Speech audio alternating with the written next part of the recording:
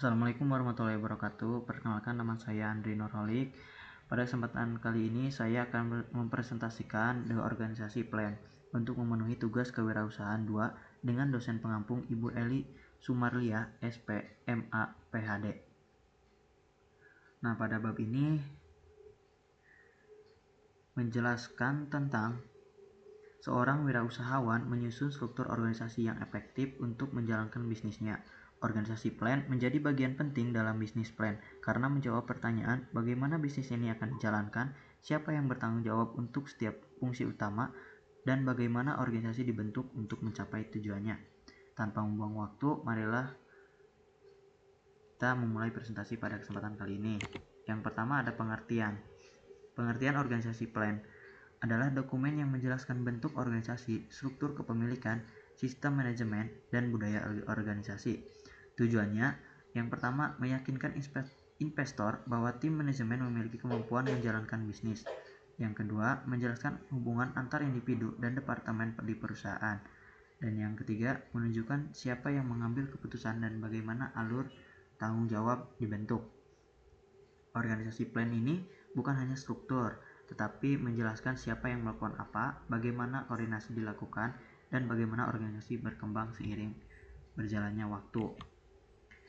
Pada buku Idris DKK, bentuk kepemimpinan dibagi menjadi 3. Yang pertama itu ada usaha perorangan yang dimiliki oleh satu orang, keuntungannya sepenuhnya milik pemilik. Kelebihannya mudah didirikan dan dikendalikan, sedangkan untuk kekurangannya tanggung jawab pribadi tidak terbatas. Yang kedua ada kemitraan atau partnership, dimiliki 2 orang atau lebih, dapat dibentuk general partnership. Semua tanggung jawab penuh atau limited partnership, tanggung jawab dibatasi. Kelebihannya sumber daya lebih besar dan keputusan dapat dibagi.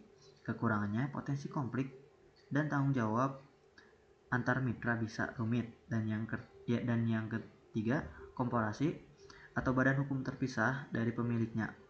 Pemilik memiliki saham dan tanggung jawab terbatas. Kelebihan, perlindungan hukum, kemudahan menarik modal, sedangkan untuk kekurangannya proses pendirian lebih kompleks, pajak serta pajak ganda. Untuk desain organisasi terbagi menjadi 3. Struktur organisasi, gambaran pekerjaan, relasi antar bagian dan bagian organisasi. Yang kedua ada sistem perencanaan, pengukuran, dan evaluasi, bagaimana performa akan dipantau. Dan yang terakhir ada penghargaan atau reward, kriteria seleksi, dan pelatihan, aspek kunci untuk operasional. Dan yang selanjutnya ada tim manajemen dan budaya organisasi. Tim manajemen adalah jantung organisasi. Menurut Histrik DKK, tim yang kuat memiliki 3 karakteristik utama. Yang pertama, keahlian yang saling melengkapi, misalnya pemasaran, keuangan, operasi. Yang kedua, kemampuan membuat keputusan cepat di bawah ketidakpastian. Dan yang ketiga, komitmen tinggi terhadap visi perusahaan. Tim manajemen yang solid akan menarik kepercayaan investor karena menunjukkan bahwa perusahaan pemilik otak dan tangan yang dapat menjalankan ide bisnis dengan efektif. Dan yang kedua ada budaya organisasi. Budaya adalah nilai, norma, dan perilaku yang menjadi dasar kerja tim. Contohnya, apakah perusahaan mendorong inovasi, kolaborasi, atau efisiensi? Budaya yang baik akan meningkatkan loyalitas karyawan, mendorong semangat kerja, meningkatkan kualitas keputusan.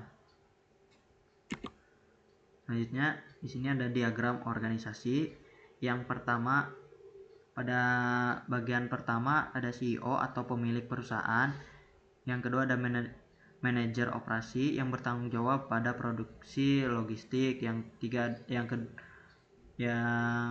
selanjutnya ada COO atau manajer pemasaran yang menangani strategi penjualan, promosi, dan riset pasar. Dan yang ketiga itu ada manajer keuangan yang mengatur kas laporan keuangan dan investasi. Selanjutnya, poin penting praktis untuk wirausaha. Yang pertama, pilih bentuk organisasi yang sesuai dengan kapasitas dan misi. Misalnya, usaha kecil cocok untuk usaha perorangan, sementara bisnis skala besar memerlukan korporasi. Nah, yang kedua, bangun tim dengan kompetensi beragam.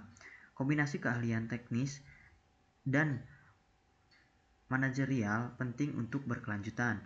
Yang ketiga, ciptakan budaya organisasi yang positif. Dorong komunikasi terbuka dan penghargaan terhadap inovasi. Dan yang keempat, bentuk struktural fleksibel. Bisnis baru harus siap beradaptasi terhadap perubahan pasar. Selain itu, rekrut dan latih tim yang punya kombinasi keterampilan dan karakter yang sesuai. Jaga budaya organisasi agar mendukung inovasi dan pertumbuhan.